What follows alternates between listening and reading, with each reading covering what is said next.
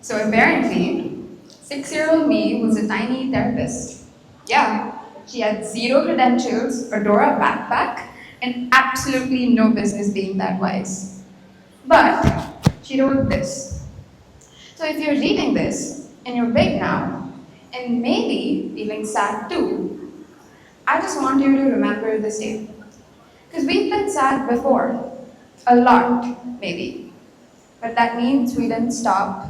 Even when we had bad days, we still got up, we still brushed our teeth even when we didn't want to, and went to school and did stuff anyway. That's brave, I think. I remember waking up one morning, and all I looked forward to was crawling back into bed, pulling the covers over my head, and pretending the world outside never existed. It was just a glass half empty kind of day. And I knew days like this would come along again. That scared me a little. So that's when I decided to write a letter to my future self. And sure, I didn't have all the words back then, but every time I read it, I feel a bit closer to the little girl who wrote that letter. Hi, my name is Ishita, and I talk a lot, like a professionally concerning amount. But today, I want to talk about the things that we don't say, like the texts we type out but never send, or the happy birthdays we do send at 11:59 p.m. just to make it seem like we didn't forget. Instead, we ghost like it's Halloween year round. Unlike all those half-finished drafts and unsent messages, the letter I wrote stuck, being able to feel the weight of my words in my hands. Imagine if I just typed out the same thing on the notes app on my iPad. I don't even have that iPad anymore, so I don't think I ever would have read that message to myself again. It's a little disheartening because in a world that's constantly rushing, where texts are quick and Instagram stories disappear in a day, maybe we just need a moment to pause. When did likes start feeling so important? Or when did we start caring so much about how aesthetic our coffee looks? And honestly, when did we when did liking someone's Instagram story count as keeping in touch? Lately, I've been stuck in this cycle of endless scrolling. One minute I'm watching a reel about someone's morning routine, and the next I'm spiraling, comparing myself to people with perfect grades, perfect lives, and all of the things that I don't have, like the latest iPhone or a fancy car. Social media has this way of making you feel like you're supposed to be doing everything all at once. It's exhausting. And it's hard not to constantly wonder if I'm falling behind somehow. Like I missed the memo on how to be that focused, disciplined, hyper-productive version of myself that the internet keeps selling back to me. It's really tiring. I mean, it all feels like we're trying to shrink ourselves to fit a mold that was never really made for us. And one evening, after a really long scroll session, my phone died. But for once, I let it stay that way. Instead, I went to my mom and sat with her, and we ended up laughing about how badly I burned toast that morning. It wasn't deep or dramatic, but in that moment, I felt more seen than I had in days. It reminded me of family dinners, sharing stories, laughing, teasing each other. When did we trade that for staring at screens and conversations that need Wi-Fi? That's when I realized connection isn't about being impressive. It's about being present. Sometimes, all it takes is bringing burnt toast to the kitchen table. But when you think about it, humans were built for connection through eye contact, through mirroring expressions, and just presence. But it's also in the tiny things, like your dad's old ringtone, or birthday parties with chips, cake, and fruity if you were lucky. Moments like that tell your brain that you're safe here. And that feeling is called felt safety, and it's everything. One evening, I was cleaning out my drawer and I found this crumpled piece of birthday card from a friend I used to be inseparable with. It had these silly little inside jokes that I thought were the funniest thing back then. I just sat there staring at it, realizing I hadn't spoken to her in months. It was just life getting in the way. It made me realize how quietly connection fades when we stop choosing it. But this isn't just a simple trip down memory lane. It's about how the brain holds on to what feels real, how it protects the things that make us feel safe.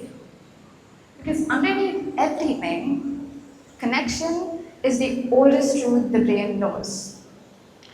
So you might remember, a few months ago, there was a massive blackout that caught much of Spain and Portugal off guard. There were no lights, no Wi-Fi, no ways to charge your phone. It felt like the world had paused. The entire city of Barcelona, usually so bright and busy, suddenly just stood there in silence. But instead of people pulling away, they came closer. People gathered onto the streets just to be with one another, to offer quiet company. And musicians stepped onto the balconies and started playing. Not for applause, but simply to lift each other's moods. And the best part wasn't planned. No one asked them to. They just did. And now, I won't lie, it wasn't all magical and poetic. There were no lights, no traffic signals, entire blocks went dark. But to everyone's surprise, what could have been something chaotic turned out to be something human. It didn't matter what you did a few months ago or how many unread messages you had waiting. For once, connection wasn't measured by bars of Wi-Fi, but in honest conversations and spontaneous karaoke on the street. For a moment, Barcelona wasn't buzzing with texts or rushing to catch the next metro, but it was simply there. The city didn't disappear, it just paused. And that made me wonder if maybe we need more blackouts like these. Not the kind that cuts out the power, but the kind that blocks out the noise. Maybe what we need are moments where we feel safe enough to be our truest selves with someone. Because somewhere along the way, we decided that connection lives in pixels and pings, but really, it just lives in the conversations we forget to have. We were once like stars in a constellation, scattered, yes, but gently held together by threads that we chose to draw. A shared glance, a check in, the kind of presence that doesn't need to be loud to be felt. But over time, we stopped drawing. The days got fuller and the spaces between us wider. And without these gentle threads, the shape we once made began to fade. We're still near each other in the same sky, but not a part of the same story. But what happens when we stop being a part of the same story? Everyone, we grow up learning about what it takes to survive. Food, water, a roof over our head. But no one ever tells us what it takes to feel alive. No one says how much we need to be understood, to be held in the quiet knowing of one another. Maybe connection isn't a luxury after all. Maybe it's the soul's version of oxygen. Invisible, vital, and very necessary. But it's not just about having someone to call a friend or a buddy. It's about having someone who sees you, someone who notices when your words trail off or when your voice softens mid-sentence. Because connection isn't just about companionship, it's about recognition of who you truly are. even when you don't say it out loud. And when we lose this connection, we don't always notice it at first. We just speak less, scroll more, and stay busy enough to avoid the quiet. But the thing about lost connection is that they rarely vanish with a bang. They just fade. You don't fight, you don't fall out, you just don't talk anymore. And it feels too late to start again. But it's never too late to start again. Connection doesn't really play by the same rules as closure. It doesn't need the drama to come back to life. People don't usually realize that. But connection isn't built on the big cinematic moments. It's not in the tearful confessions in the rain or the dramatic airport hugs or whatever Netflix tells us connection looks like. It's sometimes connection comes back in the most smallest, most ridiculous ways. In the moments that don't make sense to anyone but you. It's like when your best friend sends you a TikTok of a frog in a hat and tags you in it, or when someone remembers you only eat the chocolate part of the biscuit and leaves the rest. Maybe, just maybe, that friend is someone who you don't talk to anymore. Just a familiar face you pass in school. But a simple smile can still be enough.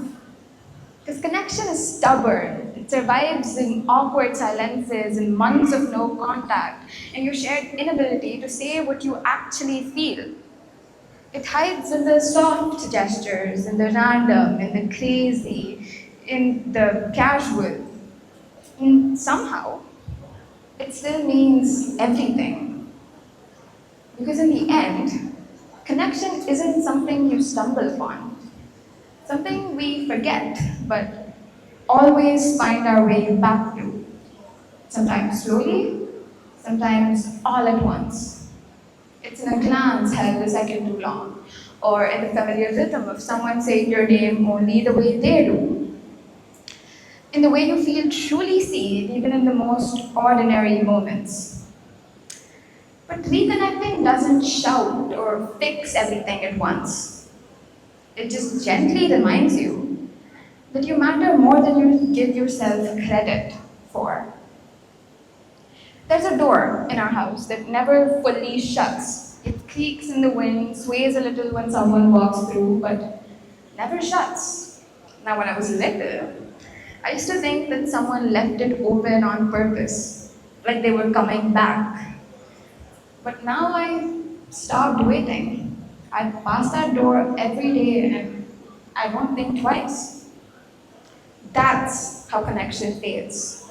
Not in slammed doors or final words, but in the quiet things that we just stop noticing. In the decision to stop hoping that someone will walk through that door again. It's not always heartbreak. Sometimes it's just a door that stays open and no one walks through. And maybe that's what the little girl who wrote that letter was trying to say to me all along. That even on the most yucky days where your smile ran away and hid, there's always something that will bring it back. Be it a memory, a person, a moment, or maybe even a version of yourself tucked away in pink bed sheets with her toes peeking out, waiting patiently on the other side of time, whispering that you're never truly as alone as you feel. Never. Thank you.